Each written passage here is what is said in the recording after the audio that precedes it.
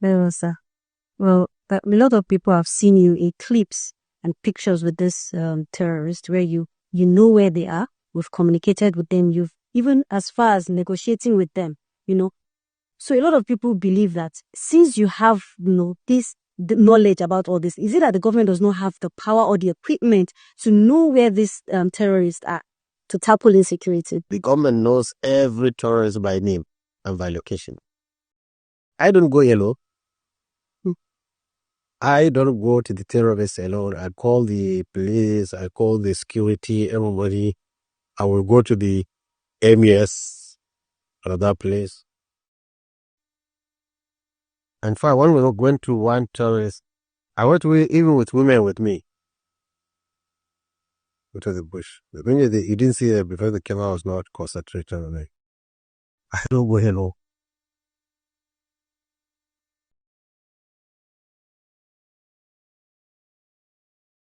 Questions raised by negotiations with armed groups in Nigeria. When the prominent Islamic cleric Ahmad Gumi stated publicly that the Nigerian government knows many terrorists by name and by their locations, his words triggered intense debate across the country. Even more striking was his claim that when he travels to negotiate with these armed groups, he does not go alone. According to him, he is accompanied by the police, the military, and other security agencies. For many Nigerians who have lived for years under the shadow of kidnappings, village attacks, and bandit raids, such statements raise troubling questions.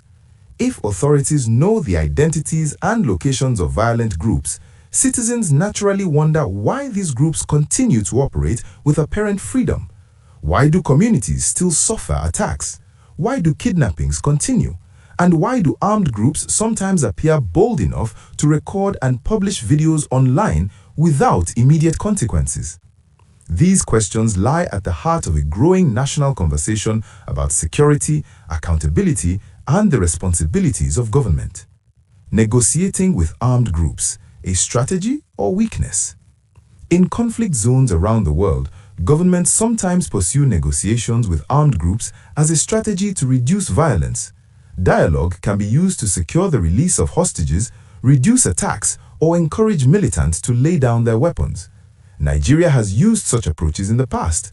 For example, the federal government negotiated with militant groups in the Niger Delta during the late 2000s. The resulting amnesty program led to a significant reduction in attacks on oil infrastructure. However, negotiations with violent groups can also be controversial. Critics argue that negotiating with armed actors may unintentionally legitimize them or encourage further violence. If militants believe that violence will bring them attention, concessions, or financial rewards, it may create incentives for others to follow the same path. In the case of Nigeria's current security challenges, particularly in the northwest and northeast, the debate over negotiation has become especially intense. The statement that sparked national debate. When Ahmad Gumi made his remarks about the government knowing the identities and locations of terrorists, it struck a nerve across Nigerian society. Many citizens interpreted the statement as confirmation that authorities possess detailed intelligence about violent actors. If that is true, the obvious question becomes, why are these individuals still able to carry out attacks? Some analysts suggest that intelligence alone does not automatically translate to operational success. Armed groups often operate in remote forests and rugged terrain, making military operations extremely difficult. But for communities that continue to suffer attacks, such explanations may offer little comfort. The power of propaganda. One of the most disturbing aspects of modern insurgencies and banditry in Nigeria is the growing use of social media by armed groups. Videos showing heavily armed militants have circulated online, sometimes displaying captured weapons, abducted victims, or statements directed at the government. These videos can serve several purposes. First, they act as propaganda designed to spread fear among the population. Second, they demonstrate power and confidence, sending the message that the group is capable of operating openly.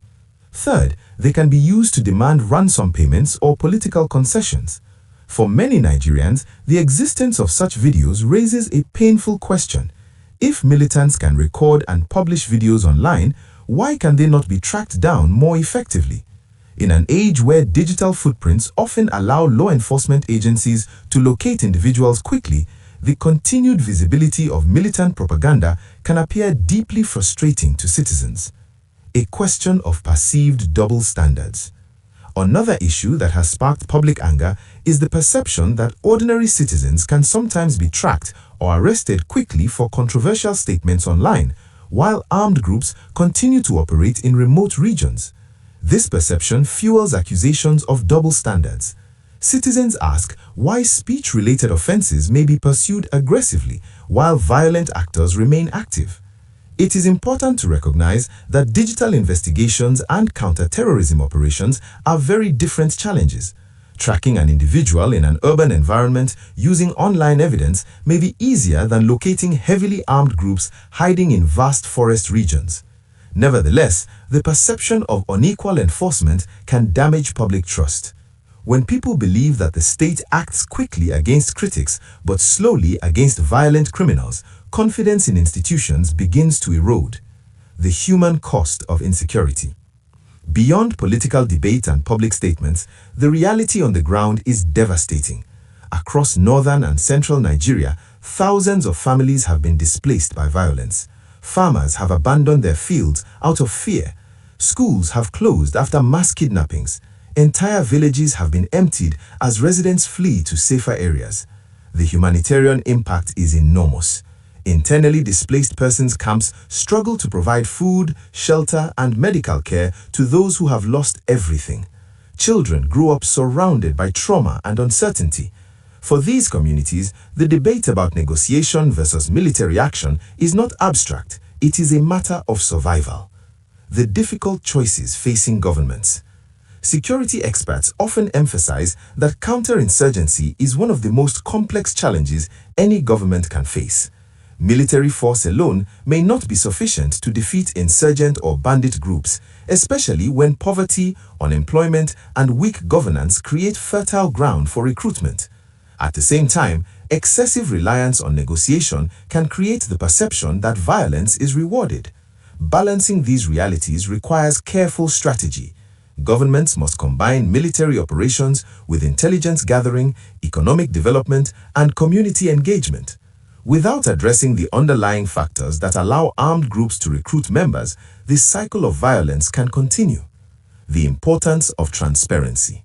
One of the most important ways governments can maintain public trust during a security crisis is through transparency. Citizens need clear explanations of what strategies are being used and why. They also need reassurance that violent actors will ultimately face justice. When information is scarce, rumors and speculation can fill the vacuum. Statements such as those made by Ahmad Gumi gain enormous attention precisely because they appear to reveal information that the public rarely hears directly from official sources.